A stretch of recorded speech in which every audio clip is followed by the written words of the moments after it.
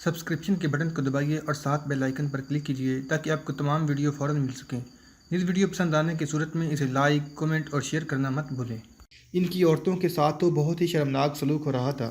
رات کو انہیں برہنہ کر کے راڈرک کے دربار عام میں ناچنے پر مجبور کیا جاتا تھا، ساتھ ہی ساتھ انہیں کوڑے مارے جاتے تھے۔ راڈرک وہاں موجود ہوتا تھا۔ یہ دربار عام تھا، اس لیے انتظامیہ اور فوج کے افسر بھی وہاں موجود ہوتے تھے۔ وہ ان عورتوں کے ساتھ شرمناک حرکتیں کرتے اور کہکے لگاتے تھے۔ آخر شراب میں بدمست ہو کر یہ افسر عورتوں کو اپنے ساتھ لے جاتے تھے۔ ایک تاریخ نویس علم کارے نے ایک نوخیز لڑکی ایستوریا کا ذکر تفصیل سے کیا ہے۔ اس کی عمر 14-15 برس تھی۔ وہ باغیوں کے لیڈر کی بیٹی تھی۔ اس کمسن لڑکی کو راڈرک نے اپنے لیے رکھ لیا تھا اور اس کے ساتھ وہ وحشیوں جیسا سلوک کر رہا تھا۔ پمپلونا میں جہاں وہ رہائش پذیر تھا، وہاں سے اکثر اس لڑکی کی چیخیں سنائی دیتی تھیں۔ راڈرک باغی لیڈر سے انتہائی ظالمانہ طریقے سے انتقام لے رہا تھا۔ شام کے بعد کا وقت تھا۔ اس رات بھی دربار عام کا ہنگامہ تھا۔ باغیوں کی عورتوں کو برہنہ حالت میں نچایا جا رہا تھا۔ کمسن ایستوریا کو راڈرک نے اپنے گھٹنوں پر بٹھا رکھا تھا۔ شراب پانی کی طرح بہہ رہی تھی۔ اتنے میں راڈرک کو اطلاع دی گئی کہ تلیتا سے تھیوڈومیر کا قاصد آیا ہے اور فوراً ملنا چاہتا ہے۔ راڈرک کے اشارے پر قاصد کو اندر بلا کر اس کے سامنے کھڑا کر دیا گیا۔ قاصد نے تحریری پیغام اس کے حوالے کر دیا۔ اس نے پیغام اپنے ایک مشیر کو دے کر کہا کہ اسے پیغام پڑھ کر سنایا جائے۔ اس نے تالی بجائی۔ دربار میں ایسی خاموشی طاری ہو گئی جیسے وہاں کوئی تھا ہی نہیں۔ شہنشاہ اندلس کی خدمت میں سلام و آداب۔ شہنشاہ کے اس غلام نے شاہی خاندان کی آن اور ملک کی وقار کی خاطر ہر لڑائی اپنی جان کی بازی لگا کر لڑی اور جیتی ہے۔ مشیر پیغام بلند آواز سے پڑھنے لگا۔ جہاں کہیں باغیوں نے سر اٹھایا، شاہی خاندان کا یہ غلام موت کا فرشتہ بن کر پہنچا اور باغیوں کو موت کے گھاٹ اتارا۔ کوئی بتا دے کہ تھیوڈومیر نے کون سا میدان ہارا ہے؟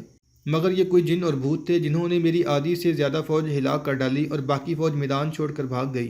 کیا تم صحیح پڑھ رہے ہو؟ راڈرک نے اپنے گھٹنوں پر بٹھائی لڑکی کو دھکا دے کر پوچھا۔ آدھی فوج ماری گئی، باقی بھاگ گئی؟ کہاں؟ کیا لکھتا ہے وہ جن اور بھوت تھے؟ فوراً پڑھو۔ وہ 4 جہازوں میں آئے اور جہازوں سے اتر کر انہوں نے جہازوں کو آگ لگا دی۔ مشیر پیغام پڑھنے لگا۔ مجھے فوراً اطلاع مل گئی۔ میں اپنی ساری فوج لے کر پہنچ گیا۔ ان کی تعداد میری فوج سے آدھی تھی۔ میں نے ان سب کو کاٹ دینا تھا، لیکن وہ ایسے طریقے سے لڑے کہ میری فوج پر دہشت طاری ہو گئی۔ درختوں سے تیر، چٹانوں سے تیر، کوئی تیر خطا نہیں جاتا تھا۔ ان کا ایک بھی گھڑسوار نظر نہیں آ رہا تھا، لیکن ہمارے عقب میں نہ جانے گھوڑے کہاں سے آ گئے۔ ان کے سواروں نے میری فوج پر ایسا حملہ کیا کہ سنبھل کر پیچھے مڑنے کی مہلت ہی نہ دی۔ اس پیغام میں تھیوڈومیر نے لڑائی اور اپنی فوج کی تباہی کی تفصیل لکھی اور آخر میں اس نے یہ الفاظ لکھے جو تاریخ میں آج تک محفوظ ہیں۔ معلوم نہیں ہو سکا کہ یہ کون لوگ ہیں، نہ یہ پتہ کہ آئے کہاں سے ہیں۔ جہاں سے بھی آئے ہیں اور جو کوئی بھی ہیں، بڑے ہی خونخوار اور دہشتناک ہیں۔ ہو سکتا ہے یہ لٹیروں کا لشکر ہو اور لوٹ مار کر کے واپس چلا جائے، لیکن انہیں یہیں پر ختم کرنا ضروری ہے۔ میری فوج 15,000 تھی اور ان کی تعداد مجھ سے آدھی تھی۔ اب مجھے اس سے زیادہ فوج کی ضرورت ہے۔ آخری اور سب سے ضروری بات یہ ہے کہ ہمارا باجگزار والی سیوستا جولین اور وٹینرا کا بھائی اس عجیب و غریب لشکر کے ساتھ تھے۔ جولین؟ راڈرک نے حیرت زدہ ہو کر گرج کر کہا۔ اپاس، انہیں موت یہاں لے آئی ہے۔ میں سمجھ گیا۔ وہ غصے کے عالم میں ادھر ادھر لمبے ڈھک برتا ٹہلنے لگا۔ تھیوڈومیر بزدل نکلا۔ میں اسے زندہ رہنے کے حق سے محروم کر دوں گا۔ اسے یہ بھی دیکھنے کا ہوش نہیں رہا کہ حملہ آور کون ہے۔ جولین اور اپاس مجھ سے انتقام لینے آئے ہیں۔ اپنی فوج کے ساتھ وہ بربروں کا لشکر لے آئے ہوں گے۔ میں تھیوڈومیر کو فوج نہیں دوں گا، خود جاؤں گا۔ جولین کی بیٹی فلورنڈا کو اپنے محل میں لے آؤں گا۔ ان بدبختوں کو معلوم نہیں کہ میں غداری کی کیا سزا دیا کرتا ہوں۔ راڈرک اچانک چپ ہو گیا اور اس نے باغیوں کی برہنہ عورتوں کی طرف دیکھا۔ کل صبح باغیوں کو میدان میں چھوڑ کر ان پر گھوڑے دوڑا دو، راڈرک نے حکم دیا۔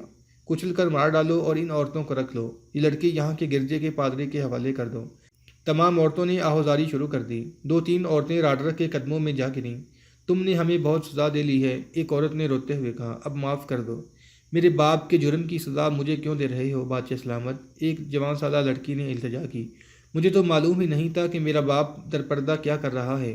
مجھے گھوڑوں تلے کچل دو، ایک اور عورت نے کہا۔ میرے بھائی کو چھوڑ دو۔ راڈرک نے تینوں کو ٹھڈ مار کر وہاں سے ہٹا دیا۔ اور ظلم کر اندلس کے بادشاہ، کمسن ایستوریا نے چلا کر کہا، ہمارے آدمیوں پر گھوڑے دوڑا لے، ایک مجبور لڑکی کی آہ سن لے۔ تیری بادشاہی پر بھی گھوڑے دوڑیں گے، تیرا نام و نشان نہیں ملے گا۔ تیرے اور تیری بادشاہی کے دن گنے جا چکے ہیں۔